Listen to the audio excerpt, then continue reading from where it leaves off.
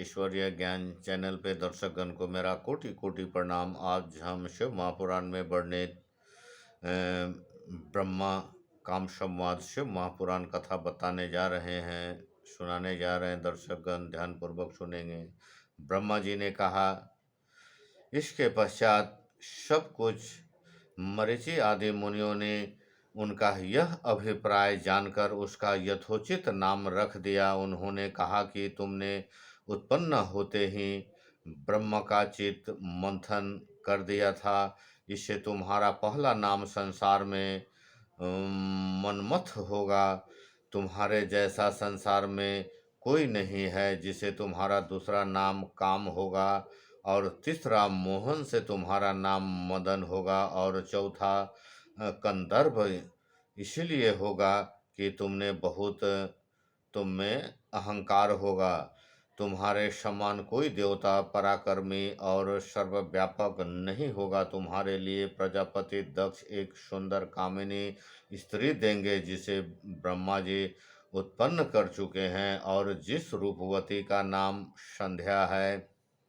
यह सुनकर उस काम ने अपने पांचों बाणों का नामकरण कर तुरंत उसका परीक्षण करना चाहा। हर्षण, रोचन, मोहन और शोषण और मारन ये 5 नाम हुए जो मुनियों के भी मोहक थे। मुनि को भी मोहित कर लेने वाले ये पांचों बने। जिसने इस पांचों बाणों को मुनियों पर चला दिया संध्या भी थी। उसने कहा, अच्छा, इसे तो मैं ही मोहित करूंगा। इतने में कम से काम ने पांचों बाणों का प्रयोग कर दिया। मोहन ने ब्रह्मा आदि के मन को मोह लिया।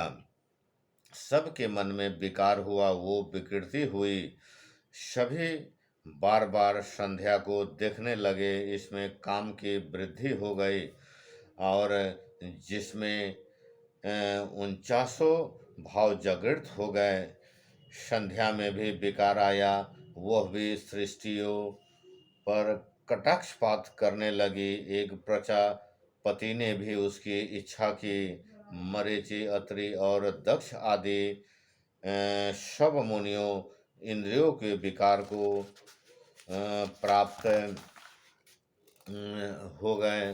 तब मुझे और अपने मुनियों तथा संध्याओं को देखकर काम को अपने कर्म में विश्वास हुआ। तब पिता और भाइयों की पाप गति को देखकर काम को बड़ा दुख हुआ और उनमें धर्म रक्षक प्रभु शिव जी का स्मरण किया, जिसने महेशान की स्तुति की। मैं ब्रह्मा भी वहाँ उपस्थित हुआ।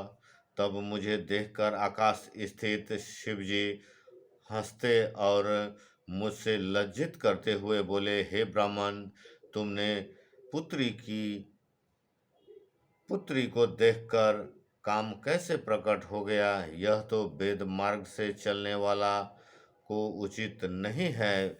विद्वान जन माता बहन और भाई की स्त्री तथा कन्या को भी भूल कर भी कुदृष्टि से न देखे। फिर वेद तो तुम्हारे मुख में ही विराजमान है, जिसे काम मात्र से तुमने कैसे भुला दिया? फिर वे सर्वथा सूर्य दर्शन करने वाले दक्ष, मरीचि आदि एकांत योगियों का चित्त स्त्री को देखकर कैसे मलिन हो गया?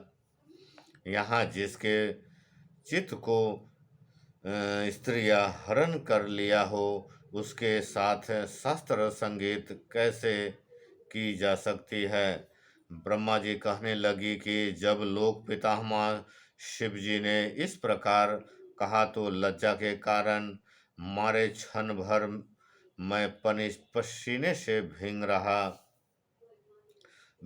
रहा। मेरा विकार हट गया, परंतु मेरा शरीर से जो पसीना गिरा उससे प्रीतिगणों की उत्पत्ति हो गई। 64,000 अग्निशन बता प्रीतिगण उत्पन्न हुए।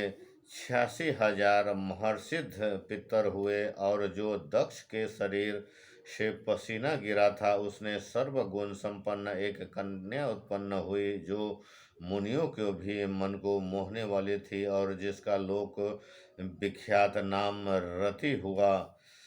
उसे देखकर कृतु आदि भी सकलित हुए और उनमें जो वीर्य भूमि पर गिरा उसे अन्य पितरों को भी उत्पत्ति हुई।